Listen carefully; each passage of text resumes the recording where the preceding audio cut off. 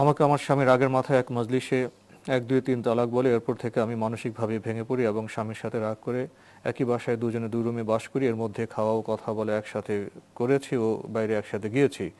শুধু দুজন ২ রুমে থেকেছি। দুজন মুফতির কাছে গিয়েছে, একজন সব শুনে বলেছেন তালাক হয়নি, আর হলেও ১ তালাক হয়েছে। দ্বিতীয়জন বলেছেন ১ তালাক হয়েছে, সংসার করতে পারবেন।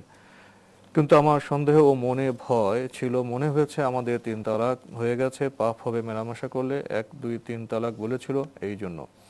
আমি মনে করেছিলাম ৩ ইদ্যত পূর্ণ হলে নতুন করে আবার বিয়ে করব। আমার স্বামী অনেক চেষ্টা করেছে মিলিত হওয়ার জন্য। এখন শুনি ইদ্যত পূর্ণ করে অন্য পুরুষকে বিয়ে করে সে যদি তালাক দেয়, তারপর স্বামীকে গ্রহণ করলে সেটা নাকি হারাম।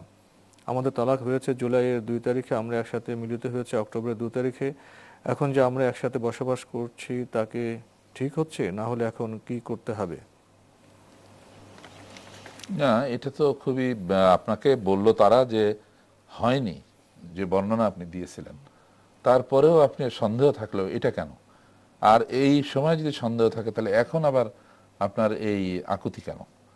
ব্যাপারটা হচ্ছে যে আপনার তালাক হয়নি যখন আপনি জেনেছেন, এবং তার পরে আপনারা যদি একত্রে থাকতেন তাহলে তো ওই সমস্যাটি হতো না। তো এই জন্য আপনাদেরকে এখন আবার নতুন বর্ণনা ওই মুফতি সাহেবদের কাছে দিতে হবে, দিয়ে তারা যে ফয়সালা দেন সেই ফয়সালা অনুযায়ী কাজ করবেন। এরপরে তিনি সূরা বাকারার ২২৯, ২৩২, ৩০, ৩২ আয়াতে যে কথাগুলো আছে সেগুলো উল্লেখ করেছেন আর কি, ওই তালাক সংক্রান্ত। এবং তিনি সবশেষে বিশেষ দ্রষ্টব্যে লিখেছেন, একজন মুফতি বলেছেন ১ তালাক, ২ তালাক, ৩ তালাক বা ১, ২, ৩ তালাক যেভাবে বলুক এক মজলিসে তা ১ তালাকই হবে। এই বিষয়ে জানতে চেয়েছেন। আর কোনটিকে হিল্লা বিয়া বলে, এর পদ্ধতি কি? হ্যাঁ, এটা ঠিক যে এই মতটিও কিন্তু বিশুদ্ধ মত, যে এক মজলিসে যত তালাকই দেওয়া হোক ১ তালাক বলে বিবেচিত হবে। আবার আরেকটি মত আছে এর বিপরীত, যে একই মজলিসে ৩ তালাক দিলে ৩ তালাকই হয়ে যাবে। তো এর মধ্যে শরীয়তের ইখতিলাফ যেখানে থাকে সেখানে যে কোনো একটি মত কেউ গ্রহণ করতে পারেন। আর হিলা মানে তাহলিল যেটাকে বলা হয়, সেটা হচ্ছে এইরকম যে সেটা ম্যানেজ করে ইচ্ছা করে করার জিনিস না। এই জিনিসটা হচ্ছে যে তালাক যদি কারো কাছ থেকে অকাট্য তালাক কেউ পেয়ে যায় বা কাউকে তালাক দেয়া হয়, তাহলে সেই মহিলা ইদ্যতের পরে অন্যত্র বিয়ে করতে পারেন। তো অন্যত্র যখন বিয়ে করবেন, তারপরে যদি কোনো কারণে সেই বিয়ে কখনো ভেঙে যায়, তারপরে আবার তিনি চাইলে পূর্বের স্বামীর সঙ্গে তার বিয়ে হতে পারে। এটাকে তাহলিল বলে বা এটাকে হিলা বলে। এইটা ম্যানেজ করে করলে হয় না।